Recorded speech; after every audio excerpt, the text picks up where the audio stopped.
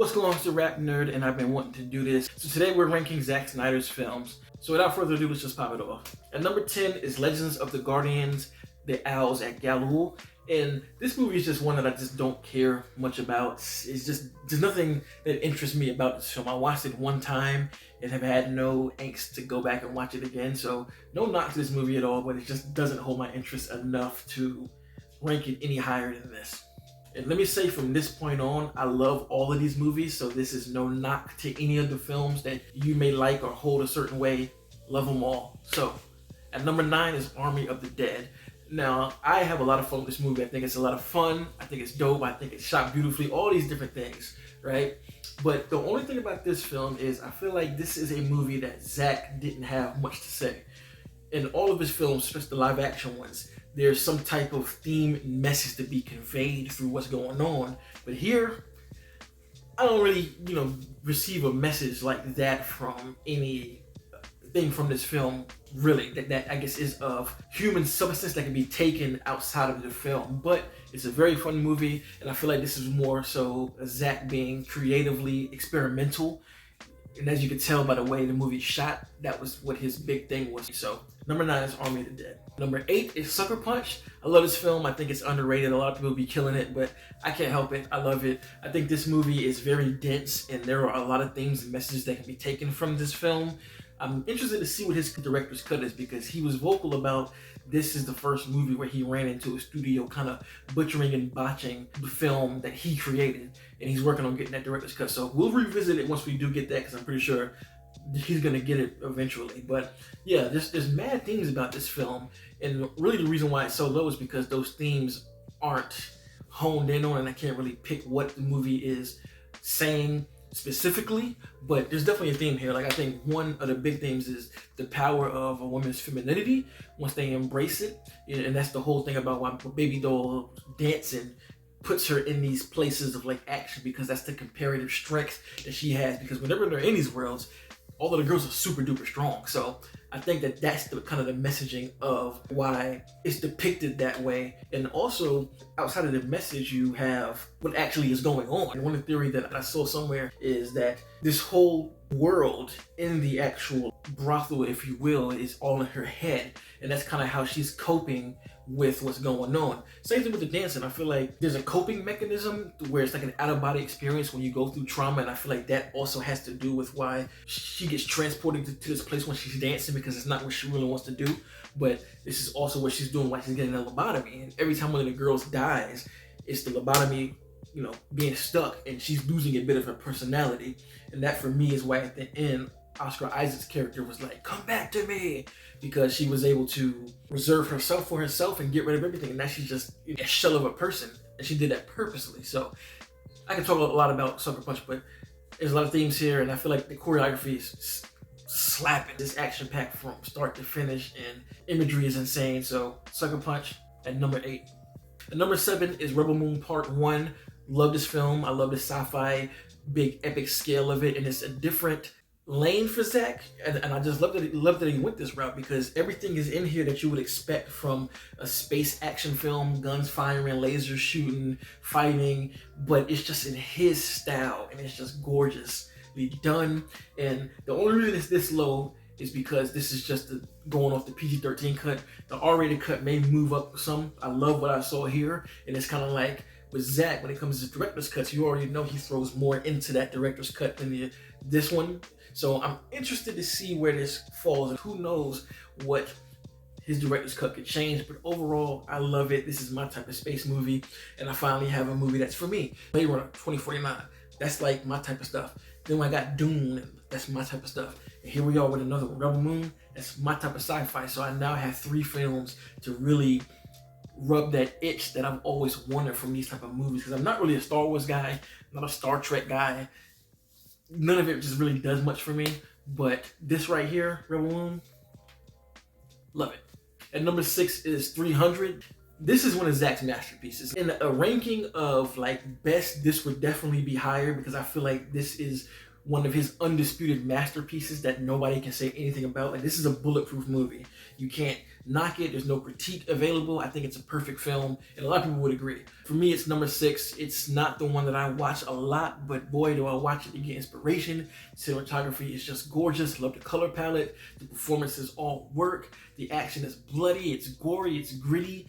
And this is like the war movie of war movies, and it changed things since it dropped. It's still one of the best comic book movies, one of the best war movies ever made, and can't be fronted on. So at number 6 is 300.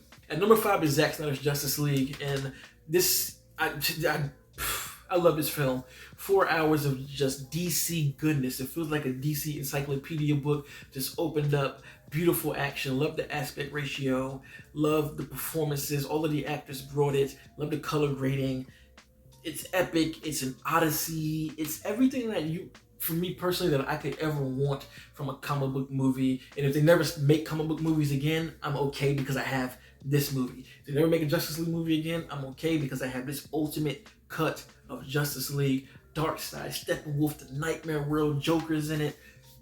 I mean, as a DC fan, I was happy. As a Zack Snyder's fan, I was even happier to just sit and indulge in this 4-hour blockbuster. This is the movie we should have gotten in 2017, and I will forever feel robbed of that experience until I can see it in a theater. You can't pick the movie apart. It's 4 hours, but it doesn't really need to be 4 hours. But guess what? I don't care. I feel like this was Zack's way to flex on the studio and Joss Whedon, because it's like, yeah, I got 3.5 hour cut, but guess what? I'm gonna make it 4 hours, doubling the 2017 version's length, just to show you how much better I am than this director and how WB tried to contain me. So love this film, and it'll forever stand as a pin for what happens when you let creators do what they do. What else can I say? Yeah. And number 4 is Batman v Superman: The Ultimate Edition. One of my favorite movies of all time. One of my favorite comic book movies of all time. This is one of the films that opened my third eye into getting more into film and understanding things. Like, before this film, I never took dialogue as seriously as I should have. Of course, you listen to people talk and you listen to words to follow the story, but what BVS did for me is point out the layers under what's being said, kind of like in the same way I do rap. Like this movie made me think about dialogue in the same way I think about rap, where I'm actually listening to key components of hero when things getting thrown in and out, because there's so many metaphors and similes and layers of stuff going on in this film that it enhanced my understanding of cinema. And I went back and watched a lot of movies because of this film, and they blew up to be even better because of my now ear for dialogue. So I gotta give this movie its high praises, its flowers. I love it. Love the Martha moment, even though that's the one moment that I would change the execution of. I do like the moment itself, but I would just do it a little bit different to make it more believable. A little bit of tweaking could make that execution work better to make it feel more natural. But that's really the only issue I have with the film. I love how much is in here. I love all the storylines that are pulled in. It's a 3-hour film, but I think it flows fine. I love that it's a political thriller that ends up building up into this explosive third act. And then we got one of the best we got the best Batman scene ever put on film with that warehouse sequence. Fight me. I don't care. BVS is ill. I will always love it, and it gets better and better every time I watch it. And number 3 is another masterpiece in Zack Snyder's filmography, Watchmen. I think this movie is also bulletproof. I think any issues people have with this film is them nitpicking. I remember seeing somebody on Twitter saying that this movie needs to get knocked because it's too much like the comic book, and I'm like, where do we do that at? Like, since when do we take points off for being a great adaptation? If you've never read the comic book, this movie will put you right in the mindset. There's only a few things that are different, but for good reason, in my opinion. Like, especially the ending. I love what they did there instead of like what they did in the comic with a bunch of squid. That's super comic booky, but I feel like it sends a more important message with what they did at the end of the Watchmen movie about what heroics mean, because the film is just a deconstruction of superheroes. Everything's not black and white. Some things you do in the dark so the light can shine brighter, and that's what Watchmen represents. And that ending represents that too. And it's just a beautifully written movie. The dialogue is great. The cinematography is mind-blowing. I mean, stuff looks like it's pulled straight from the frame. My favorite frame in particular is Rorschach on the roof with the lightning. Crazy. So bulletproof masterpiece at number 3 is Watchmen. And number 2 is Man of Steel. I don't hear anyone says this is a masterpiece to me. Before this movie, I did not love Superman. I always liked Superman for the action and things that he can do because I watched the TV show. I even have comics, but it answers a lot of questions. The same with BVS continues to answer, but it's just like, how does Superman know what's right and what's wrong? How does he know how to do this and that, blah, blah, blah? Why do people just trust this dude? I feel like if there was any superhero that I would be the most scared of personally, it would be Superman because he can do anything. If I see a dude fly over my house lifting an airplane, I'm gonna be like, oh, shoot.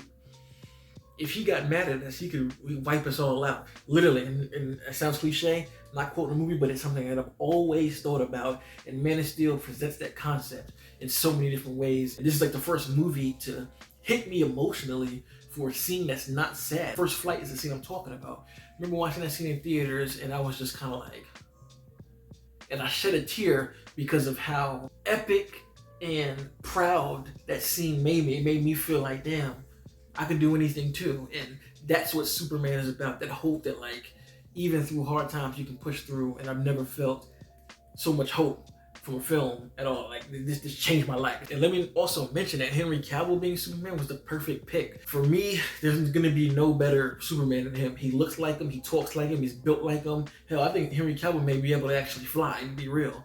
How like I said about Batman v Superman, had this help open my cinema eye. Man of Steel is the one that opened it completely, where I was like, I'm getting hit by everything as far as the theatrics go. I'm like, whoa, why am I feeling like this? This movie did it. You know, this is the movie that made me really recognize cinematography. This is a movie that really made me recognize the score, dialogue, the performances, and everything. So Man of Steel will forever be a film I hold dearly.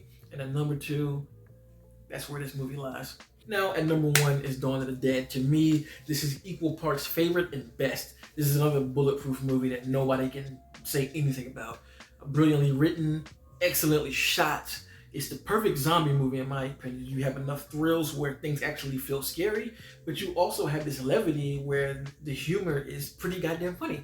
I laugh all the time about this film. There's so many slick lines in here that I just love, and this movie says a lot. There's a lot of stuff in here that I'm like, this is a gem of life. And I'll never forget in high school, watching the promotion for this movie, I was blown away. I was like, oh shit, running zombies?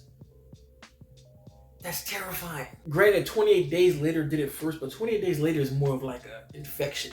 This shit here is zombies, so it's like a whole different thing going on that terrified me. And then there's an excerpt that was in all of the teasers and trailers that goes, when there's no more room in hell, the dead will walk the earth.